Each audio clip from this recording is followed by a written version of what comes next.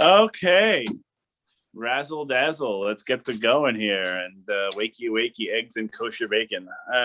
So This is the part that gave me nightmares in that Charlton Heston movie. oh my goodness. So it shall be written, so it shall be done.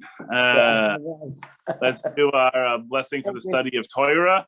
Baruch atah Eloheinu melech haolam asher kichan mitzvotav v'tzivanu la'asot divrei Torah.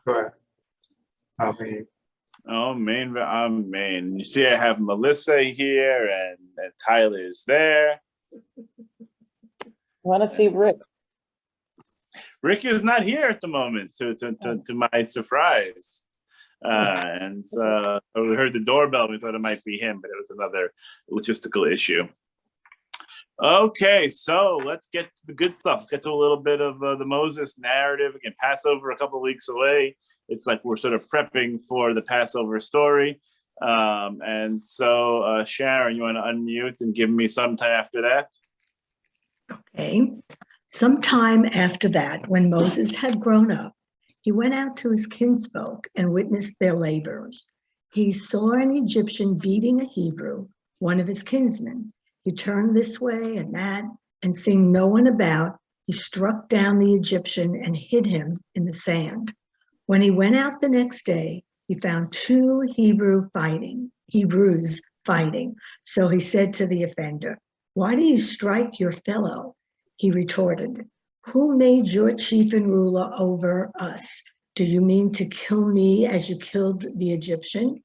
Moses was frightened and thought, "Then the matter is known." When Pharaoh learned of the matter, he sought to kill Moses, but Moses fled from Pharaoh. He arrived in the land of Midian and sat down beside a well. There you go. So, we have Moses beating a trail out of Egypt here because he sees this dispute, whatever it is. The Egyptian is, picking on the Hebrew, beating him up a bit. And then, Moses is a good right hand at his young age, like he's got the right hook. And so he just sort of give him a shot and killed him, one punch knockout, killed him. And then, buried him in the sand. It might be a little conspicuous. It's a little hard to get away with him like that in the middle of everything else that's going on. And then again, he sees this dispute between the Hebrews, and they say, "Hey, who made you the boss of us?" It's very, teenager. "Who made you the boss of me?" Do you mean to do the same thing? And Moses goes, time to go. And he flees Egypt because he's worried about the consequences of his actions. Make sense? Yes. We have, again, we talked about this a little bit last week with the whole, 10 Commandments movie and Prince of Egypt, the cartoon and other sort of portrayals of this story, is that we don't have a lot of the details, of Moses's, young life, adolescence, early adulthood. We don't have a sense of when he understands, who he is, and sort of his own past. And so at this point, with the story, we can see he saw an Egyptian beating a Hebrew, one of his kinsmen. The idea is that he understands at this point his kin is the Hebrew person. That's, of course, the biblical author, right? So the biblical author can be saying, hey, he knew that it was one of his kinsmen. Or the biblical author could be saying it's one of his kinsmen, even if he didn't know it, that was one of his kinsmen. But he has some sense of this is unjust, this is not right. And he has a desire to break it up. And he breaks it up with some violence. And then, he winds up fleeing because of it. And the idea is, if you go back to some of these other depictions of Moses, that if Moses at this time period was looked at quite literally as a prince of Egypt, Pharaoh's daughter's son, right? So he's like Pharaoh's step grandkid or whatever it's going to be. Yeah, you think you'd probably get away with killing an Egyptian. If you're that high up in Egyptian society, you can pretty much kill whoever you want. I mean, you have to understand, even today, there are about 197, I believe, officially recognized countries, and in about 120 of them, if not more, if you're rich enough, you can kill whoever you want, and it's okay, like you're able to sort of get away with that, especially if you kill someone of a lower social standing. And so this is like 3,500 years ago, if not a little bit more. So one really does have to wonder how much trouble Moses really would have gotten in if he was sort of viewed as this nobility, as this, someone who was a higher up in Egyptian society. It's neither here nor there, but it's just interesting in terms of how he's viewed. It gives us a little bit of a hint that maybe he wasn't at this time viewed as royalty, right? In that sort of way. Because if he was royalty, this wouldn't have mattered worth a darn. You can just sort of kill who you want and move on to the next thing. Not that it's recreational, but you won't get in so much trouble comparatively. Okay, so we can guess that he has some sense of his otherness. So he goes to Midian and by the well. Yep. I was thinking if a Trump crossing Fifth Avenue could shoot somebody, he wouldn't get in trouble. Yeah, exactly. So that similar idea, right? Where you can just think of how many developed nations there are. But again, in a lot of them, if you're rich enough, you can just sort of do what you want, and maybe you pay a fine or something, to make up for it. But it's not really seen as a big deal comparatively, which is not a good thing. And actually, it's something that the Bible itself, even dating back to when the Bible was written, as it's a note, that it speaks about that idea, right? And that in the Bible, it says, if you kill somebody, that's a capital offense. Like you're put to death, eye for eye, tooth for tooth, etc., etc.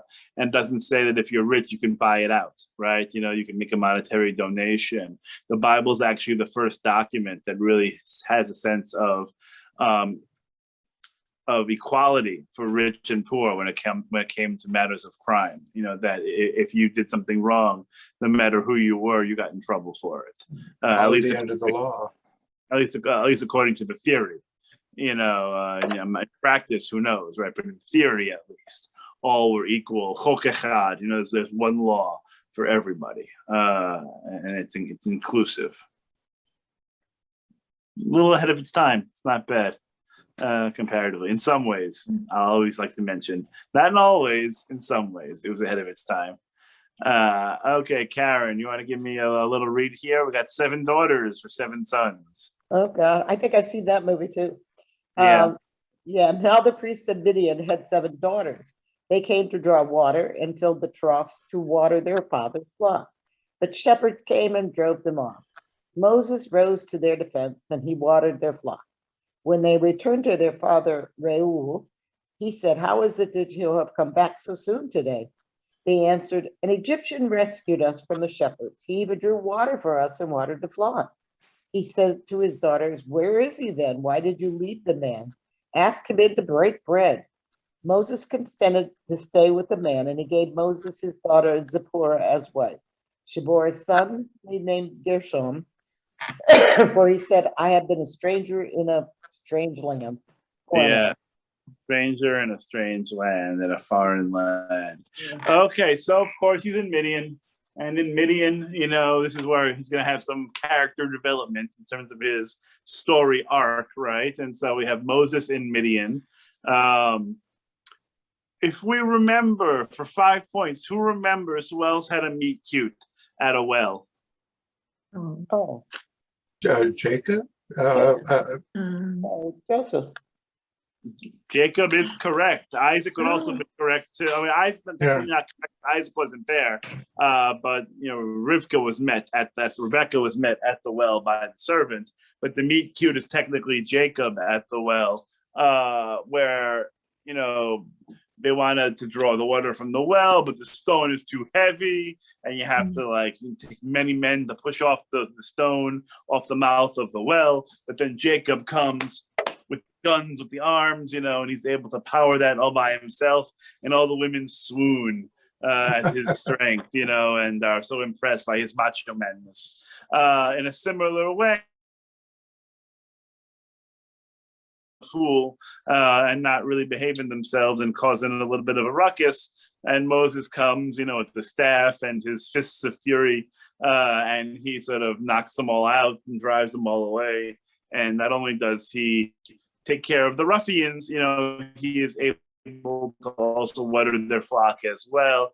He's strong, they're hearted, and he's able to, take care of people as well. So these 7 daughters go back home to dad. Notice the name Ruel there.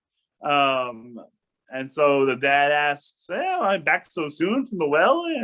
What's going on here? They tell him the story, and he's like, this guy came in and did all this great stuff. At least we can, give him a little challah or something. Let's get together, give him some pita, and some falafel maybe, for his efforts. So where were you raised? Raised in a barn. Can invite this person back, for a little lunch or something. And then Moses comes in, gets not only a little bite, but he gets wed. He gets married to Zipporah, one of the daughters. And then very quickly, because again, we got to move fast here. We got a lot of exodusing to do, so he's married. And then Mazel Tov, she has a son, the next verse later. Gershom, Gershom in the Hebrew. That's where it comes from. Ger, meaning I lived. And, as a stranger, I'm a Ger. Sham there, so they did that he was a stranger there. So that is Moses' son's name. A little Rabbi Lobel trivia, that's Ari's middle name, is Gershom. In case you were curious, he's Aryeh Gershom. So that's a little trivia for you. It might come up in trivia night in a few weeks. So you'll have the answer to the question. So yeah, and so that's the meet cute, sort of at the well, and marries the Midian woman, and they have a son, Mazel Tov all around.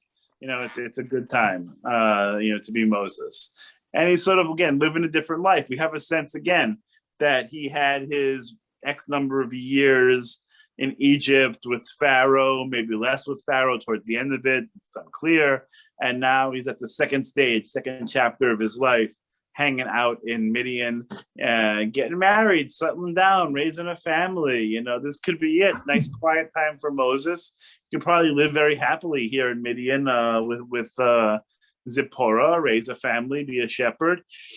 Not going to be his fate, of course. God has some other plans for Moses, which is coming up. Can you please repeat what Gershon stands for?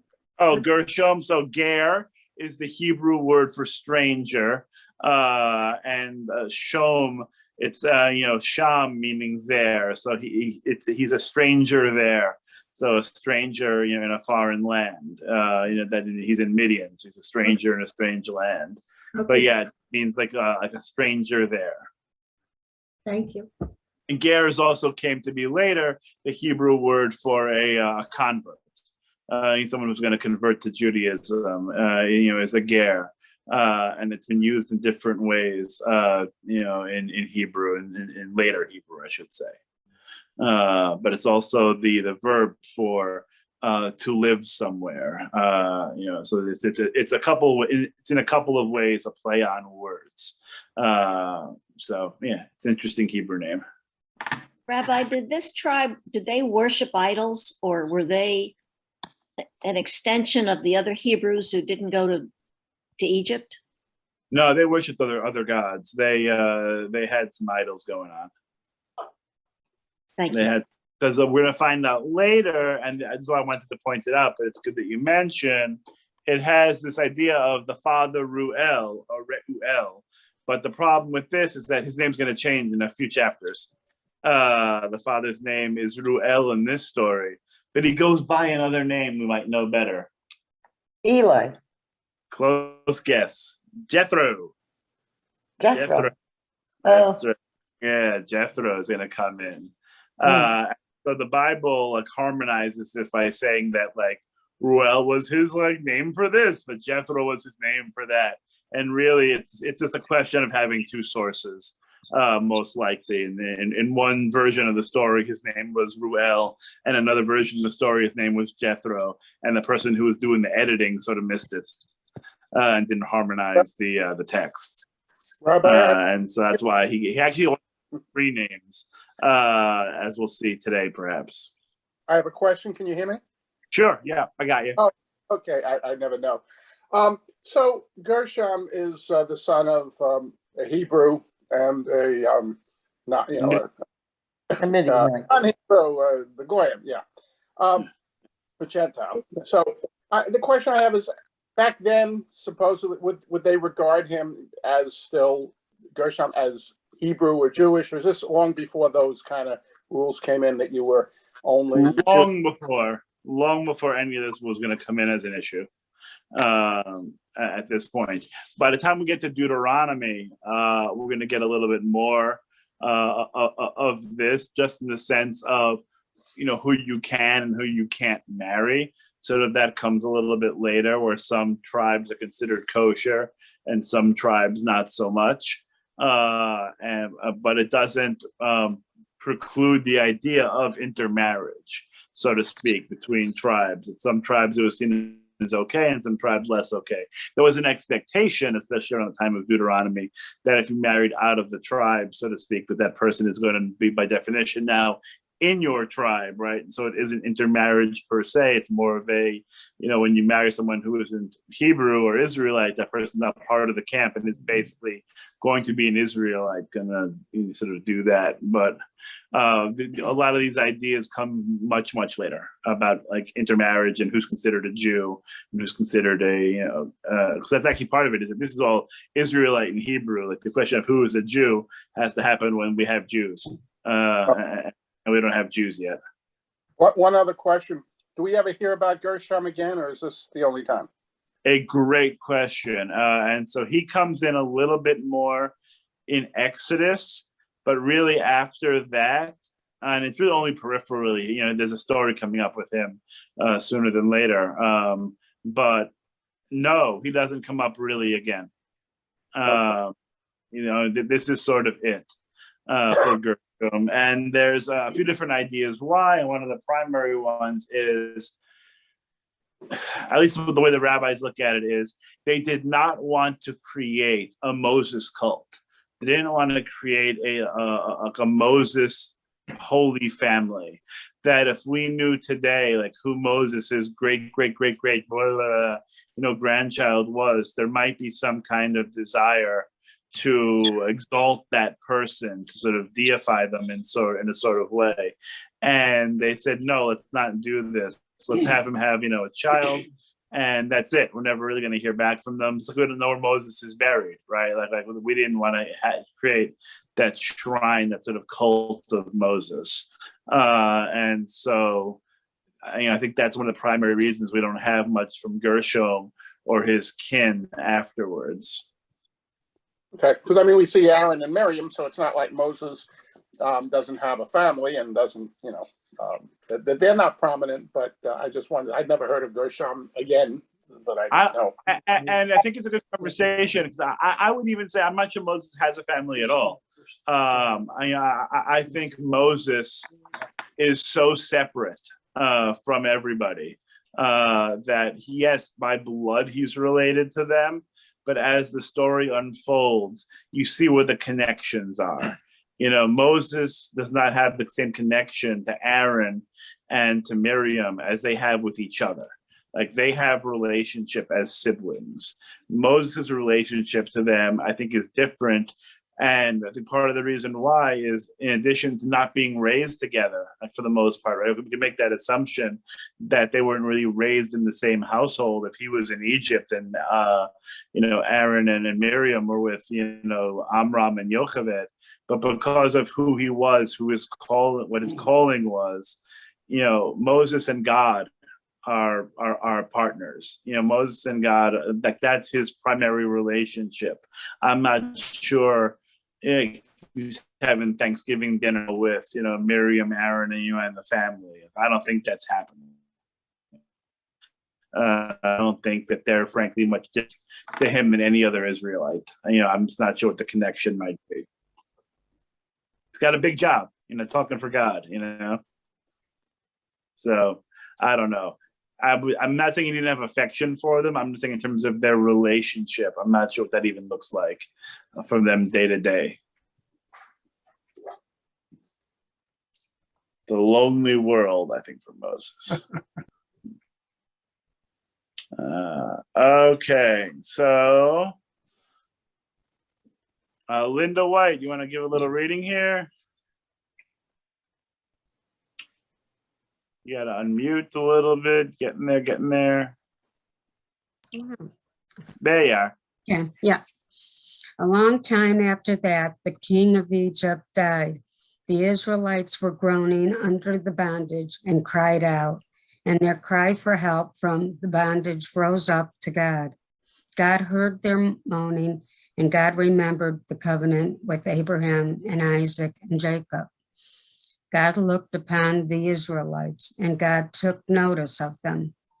It's a weird passage, and like this sort of verbiage comes up more than once, but it almost like this idea is like God misplaced his car keys.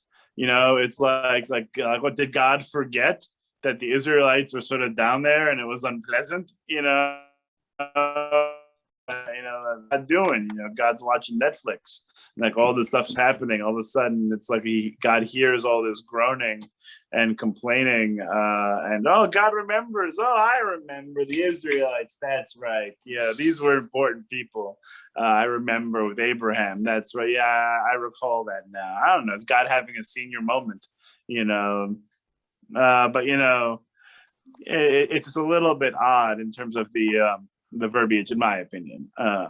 But the idea is God does remember, God does recall the covenant and say, okay, time to get these people out of Egypt, time to jump into superhero mode and get there. Okay, Linda, give me a little more. Now Moses was tending. Now Moses tending the flock of his father-in-law Jethro, the priest of Midian, drove the flock into the wilderness and came to Horeb, the mountain of God. The messenger of Adonai. Yeah. To him in a blazing fire out of a bush. He gazed, and there was a bush all aflame, and yet the bush was not consumed. Moses said, I must turn aside to look at this marvelous sight. Why doesn't the bush burn up? Okay, so again, Moses minding his own business, getting stuff, together with the flock. And then we see again his father-in-law changed. Okay, so right now we have Jethro, and we have it very clear that Jethro is a priest of Midian. So not only his father-in-law, but he's also higher up as well. He's out there, he's in the wilderness, he's at the mountain, and all of a sudden, there's a bush that's burning unconsumed. And Moses is patient and diligent and observant, and he sort of sees this and goes, something looks a little interesting, a little off here. Let's go check it out. There's again this moment of sort of thinking about Moses's intentionality and his, again, powers of observation. That he saw this miracle when perhaps other people would have walked on by, strode on by it. Walk on by. Okay. Walk by. And again, it spoke to him quite literally, and in a minute. But there's something about it that captured his attention. There's a story, because the question goes more than once. Why Moses? Like, why is Moses given this great task? And the idea is, you might have heard the story before, that Moses, sees a sheep going astray. And he goes and it's drinking some water. It was thirsty, and Moses sort of picks it up and carries it back to the flock, thinking that the lamb might be tired, might be exhausted. So he takes care of the sheep, and God says, because he shows so much love and care for the sheep, I'm going to have him be in charge of my flock. I'm going to let him take care of the Israelites. So, some compassion, again, sense of humility, why Moses gets the nod. But we're going to see again in this passage, Moses doesn't really want the nod. He doesn't really want this gig. It's an honor, of course, but sometimes these blessings aren't all they're cracked up to be. And I think Moses right away thinks this is going to be a big job. And he's right. Gary, you want to give it a read here? Okay. When Adonai saw that he had turned aside to look, God called to him out of the bush, Moses, Moses. He answered, here I am. And God said, do not come closer. Remove your sandals from your feet, for the place on which you stand is holy ground. And God continued, I am the God of your father's house, the God of Abraham, the God of Isaac, and the God of Jacob. And Moses hid his face, for he was afraid to look at God. Okay, so interesting in terms of the Hebrew and some of the grammar here. So the first part, when God, when Adonai saw that he had turned to look, so it shows that Moses had to take some action, right? So Moses had to notice. It wasn't God going to be yelling out, hey, Moses over here, like that wasn't the plan. Moses had to have, again, that understanding, that ability to look and see what was in front of him and to see about this burning bush.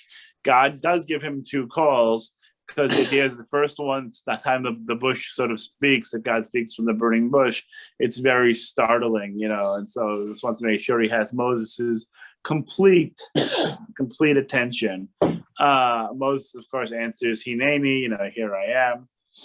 God gives him a little synagogue etiquette here, a little sanctuary etiquette. You can't be wearing your shoes here. You have to take off your shoes. Does so. And then says, hey, who I am?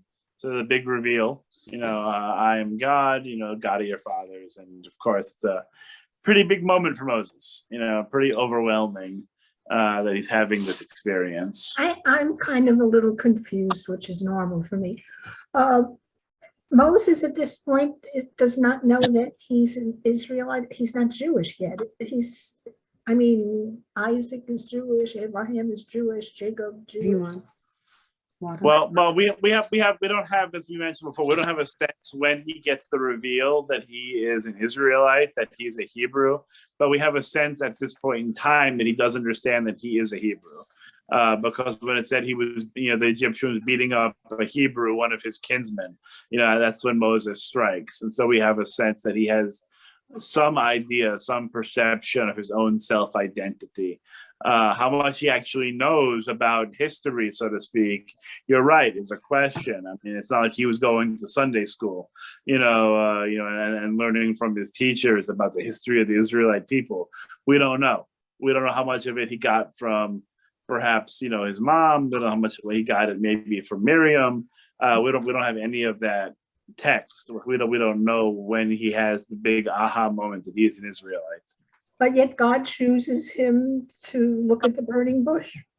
God must do it. Moses self, actuates. Moses is the one who has to find the burning bush and look at it and sort of make the effort. And God, then it says God, sort of speaks to him about it afterwards. Moses has a good profile. You have to remember, because he's somebody who, at the worst case, we can assume is looked upon with some sense of respect by the Egyptians who know him from, his time there. And there's a sense of kavod, a sense of sort of nobility and respect that he probably carries, and how he carries himself, I think, is helpful. And he also, is an Israelite, so he's been living in 2 worlds, 3 if you count the Midianite experience. But Moses has some good yichus, as they say, some good connections, some good relationships to be that person to do this job. Mm-hmm. And again, we get a sense from Midrashim, from different rabbinic interpretation of some of his other finer qualities, that he's a man of great humility. In fact, he's supposed to be the most humble person who had ever lived. So, Thank you. Rabbi, I have a quick. It reminds me of the joke on, on Rosh Hashanah, where, you open up the ark, and the Aleinu comes down, and the rabbi throws himself to the ground and says, I am nothing before you, O God, I am nothing. Then the cantor sort of does the same thing. Oh God, I am nothing before you. I'm nothing.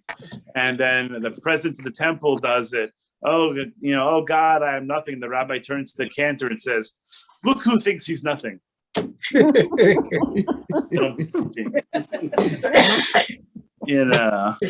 Rabbi, I have a quick question too. Sure. So when Moses hid his face because he was afraid to look at God. Yeah. Is that because one at that time knew that you should not look at God, or was he actually just fearful to look at God? Just fearful. I think the latter. I think this was Okay. sort of like a, holy cow kind of moment, and he's not sure how to react or respond, but he definitely has a sense of this sense of proprietariness here, and like you don't. You might not want to look. You might, need to get a sense of like, oh, what's happening here, Okay. and not get in trouble any more than you have to be. God already told him to pick off his shoes, so don't track mud in the house. Okay, Gary, give me a little more, and Adonai continued. Okay. And Adonai continued, I have marked well the plight of my people in Egypt, and have heeded their outcry because of their taskmasters. Yes, I am mindful of their sufferings. I have come down to rescue them from the Egyptians, and to bring them out of that land to a good and spacious land, a land flowing with milk and honey, the region of the Canaanites, the Hittites, the Amorites, the Perizzites, the Hivitites, and the Jebusites. Now the cry of the Israelites has reached me. Moreover, I have seen how the Egyptians oppressed them. Come, therefore I will send you to Pharaoh, and you shall free my people, the Israelites, from Egypt. Okay, so God basically gives him the job. He puts the offer out in front of him. Got to go free the. Run away at that point. And there's a lot of to go to the land of Canaan, back to Canaan again, where we sort of started with Abraham. Not started with Lech Lecha, he gets to Canaan eventually. But we note there are a few folks there, all these ites that you read very well that live here, and it's time to get free. But Moses again, not necessarily so keen on the gig here. So Debbie, you want to continue? But Moses said. But Moses said to God, who am I that I should go to Pharaoh and free the Israelites from Egypt? And God said, I will be with you. That shall be your sign that it was I who sent you. And when you have freed the people from Egypt, you shall worship God at this mountain. Moses said to God, when I come to the Israelites and say to them, the God of your father's house has sent me to you, and they ask me, what is God's name? What shall I say to them? And God said to Moses, Eya Asher Aleh. Continuing, thus shall you say to Moses, thus shall you speak to the Israelites, Adonai, the God of your father's house, the God of Abraham, the God of Isaac, and the God of Jacob has sent me to you. This shall be my name forever. This my appellation for all eternity.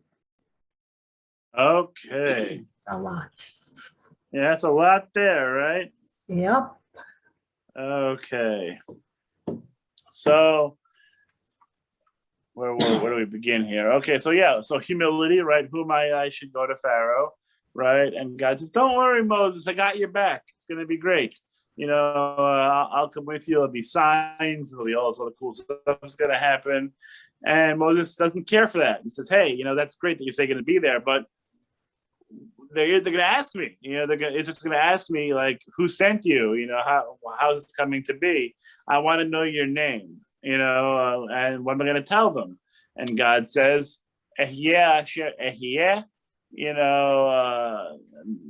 you shall say to the Israelites, Ehyeh sent me to you. And then saying, you shall speak to Israel, Adonai, the God of your fathers, has sent me. This shall be my name forever, for all eternity. So it's a lot of theology in here, a lot of interesting sort of pieces. So Moses, as I said at first, sort of demurs, who am I to go? That's one time. Gets an answer. Moses says, you know what? I don't love that answer. I need a better, I need some more insurance. I need some more, like, you got to make sure I'm going to be okay. Because when they ask me who sent you, and I go, I don't know, some burning bush, that's not going to be a great answer. He needs a little more than that. And so asks for a name and gets Ehiyah Asher Ehiyah, which means what?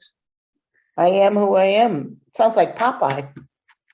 So it's interesting because I am who I am, or I am that I am, is the common sort of translation. It's what we sort of get.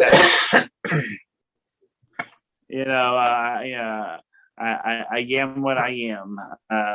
But Ehiyah, I would actually argue is not I am what I am. It's closer to I will be what I will be. Is a better translation by estimation, because Ehiyah is the future tense of the verb haya, which is about presence. So I will be Ehiyah, I will be what I will be. And I think it's a challenge. I think Moses is challenging God in a way and saying, I need to know your name, because it was believed back then, and some of you have heard this story before, that when you have a name of something, you have power, you have control over it. You're able to summon, someone by name. Whereas if you say, hey, you, to someone that you don't know or never met, they don't even have to turn their heads. But if you call them by their name, you're going to get their attention. And so there's an argument that Moses wants to conjure God, wants to be able to say the name and an incantation and have God appear, because that way he's not hung out to dry. That way he has some guarantee that when he calls, that God is going to be there. God Rabbi, said, yeah? A question. I'm sorry to interrupt you. No, go ahead. At this time, these people have all been living in Egypt. Is there any possibility that a lot of them had kind of gotten away from their own beliefs of the Hebrews and just really didn't understand their own kind of background of their God? According to, it's a good point. According to their tradition, to the rabbinic literature, that there is a sense that they did maintain, because they were in Goshen, they were in sort of that other place, which almost served as a shtetl, and they could sort of like live apart from the Egyptians and sort of keep their traditions, being passed down. When they were enslaved and sort of like, brought more into Egypt proper, I think it was a greater struggle for them. But the rabbis sort of maintain that like they pass it down, from generation to generation, some of these ideas, some of these beliefs. And remember, there wasn't a ton there, right? Or we're really talking about heritage. We're talking about ancestry. We don't have mitzvot yet. Like we don't have like rituals. We don't have holidays. So really, they're just remembering that they're a separate people that's set apart. And with Abraham, Isaac, and Jacob being their forebearers. But after that, how much they even know. I think it's really about group identity, sort of the collective that they understand, and they have a separate God. It's different than the other gods. Like everyone had their ancestral deities, right? They, the gods of their house, quite literally. Like these were the gods, of your father's house, of your community. You go somewhere else, you have other gods, that are there. So I think they might have had some conception of it. The goodness knows it was a few hundred years. But I think it's like, passing down these tales, almost like legend, sort of like King Arthur, and Robin Hood. It's like these tales get passed down from generation to generation, and them. It's part of your upbringing. So it's a good question. But this whole Ehiyah, I think going back to the name issue, is that I think God is sort of telling Moses, we need to have a different deal. You have to have faith that I'm going to be there. I will be what I will be. You can't summon me. You can't conjure me. You have to trust I'm going to be there, because I'm going to be there for you. As I said, I will be what I will be. But you need to trust in that and not sort of try to control or put me in a box. So that I will be, I am. It's almost like God's playing a little game, I think. God's being a little tongue-in-cheek with Moses. And also to give him Moses a sense of the eternality, sort of God, right? That there is a infinite, that God is infinite. God will be, God is, past, present, and future, all encompassing.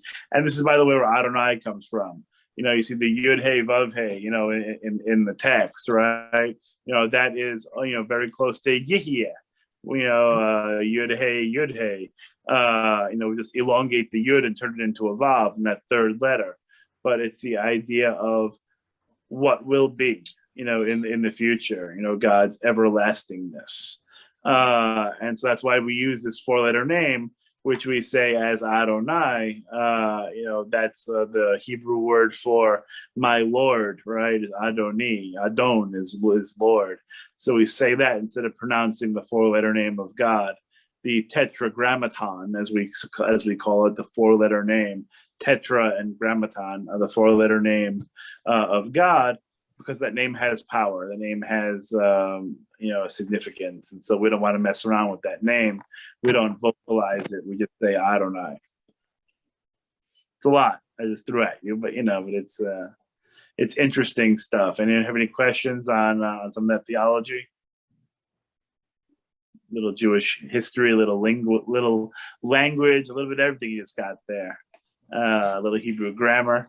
So Adonai, again, the eternal God, is the one who's sending. So that's why we don't call God Ehyeh today, right? Like we don't pray to Ehyeh. We pray to Adonai. So this whole Ehyeh business, I think, is more of just a little bit of this again. Setting Moses straight a little bit. Moses has to have faith that God will be there. And so, Barbara, you want to pick up here? Go and assemble?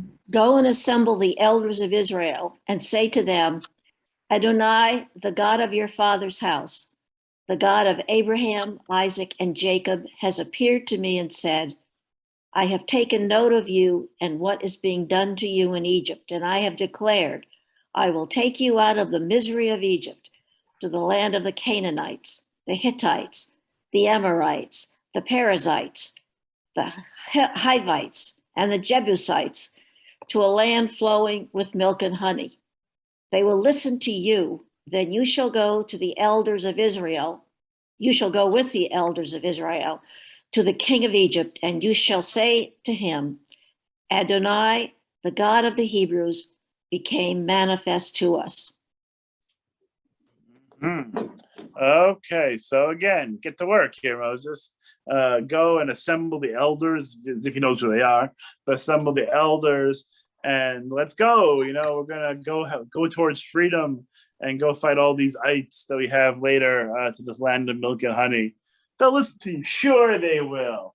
That's what they're known for. The Israelites are being great listeners, and they're gonna go, and everything's gonna be milk and honey, and dates and figs from then on. It's a nice idea. Okay, so we're there. Let's go a little further. David, you want to unmute and read a little bit?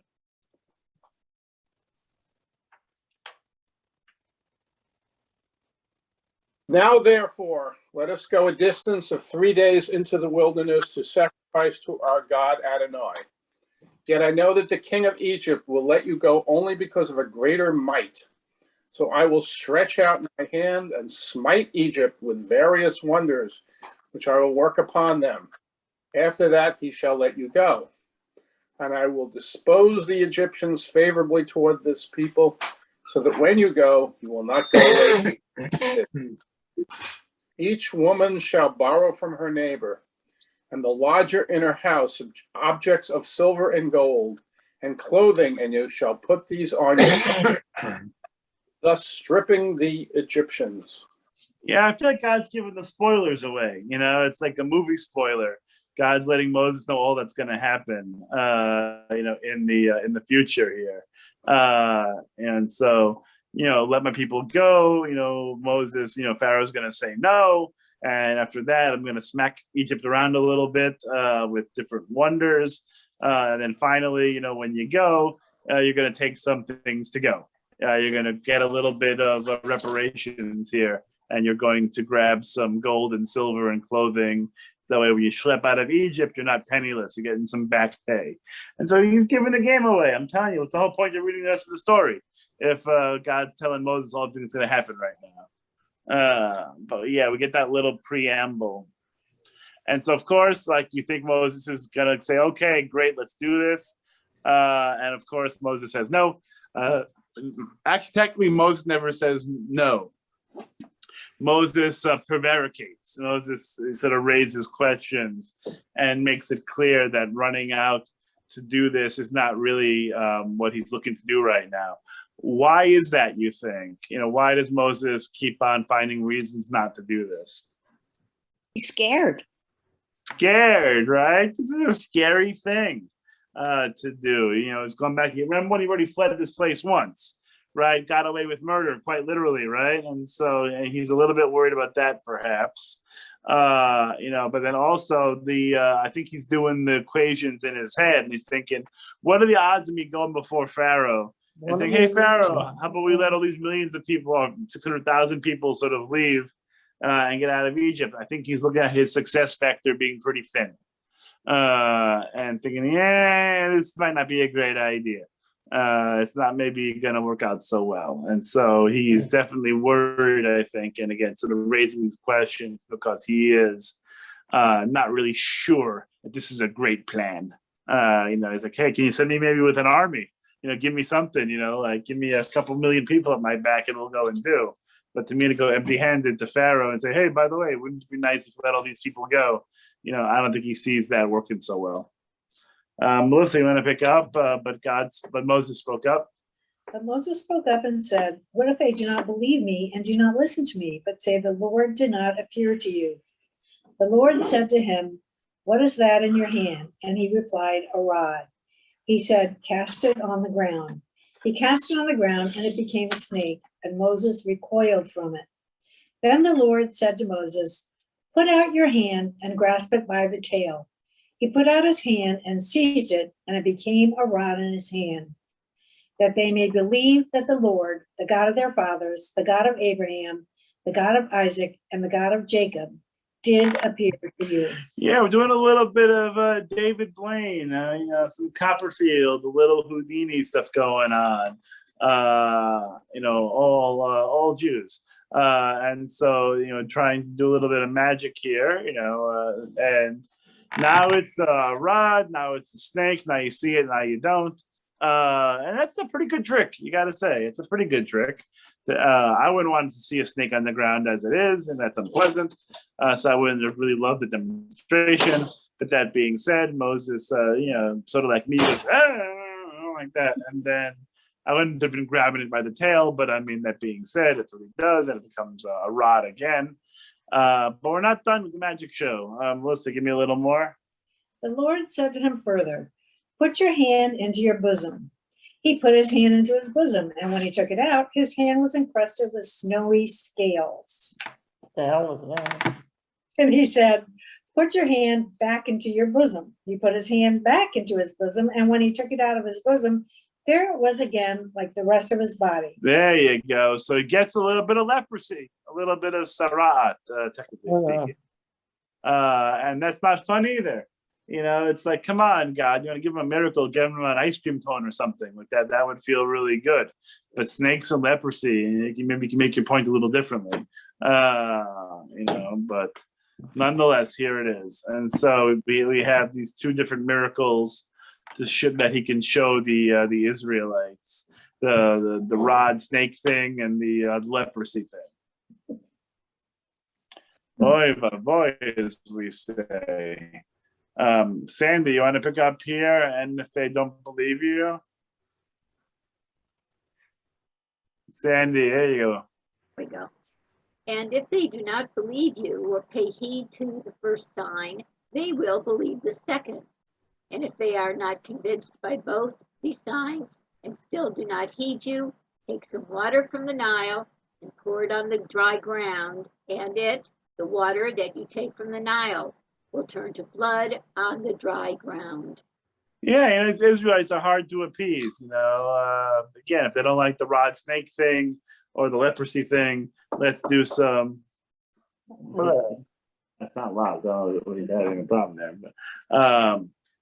But yeah, then we'll do the blood thing. And this is all for the Israelites' benefit, remember. This is all for them. This isn't for Pharaoh. That's going to come later. But this all to make sure the Israelites get on team Moses here, right? They're able to understand that Moses has this yichus, again, has this connection with God, and that he's not just some weirdo going by saying, "Hey, everyone, follow me."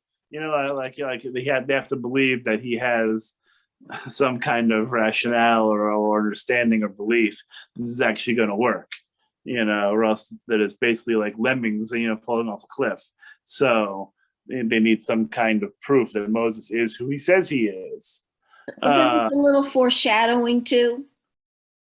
Yeah, a little foreshadowing, I would say. Again, the Israelites not always the easiest to appease.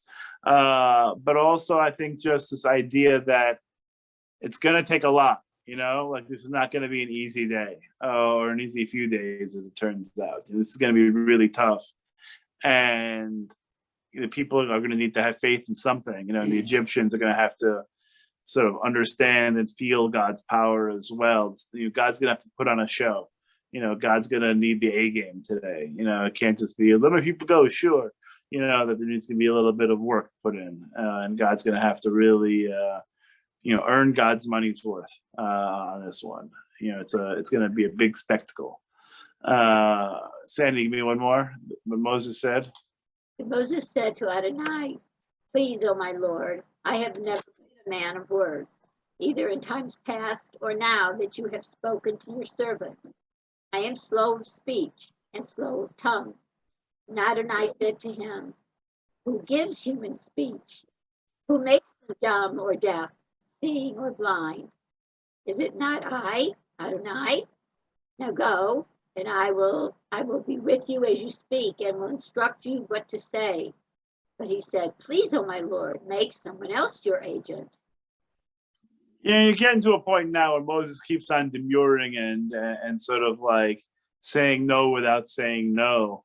And I think God's getting a little bit ticked at this point already. And so now Moses goes to, the stuttering issue, whatever his issue is with speech, that he has some kind of, whether it's an impediment or whether or not he has, people might have thought he has a cleft palate, but there's something sort of off with the way he speaks. And he's embarrassed by it, and he's worried that it's going to be a hindrance if he has to be the one to be the primary spokesperson here to Pharaoh. And God's like, what, Moses, you're killing me already with this. Just go. I'm going to give you the power to do it. I'm going to give you speech. It's going to be great. But again, he says, let someone else be your agent. I don't really want it. And so, as I said, God's getting a little ticked off, and then this is correct. Leah, you want to finish us off here for today? You got to unmute.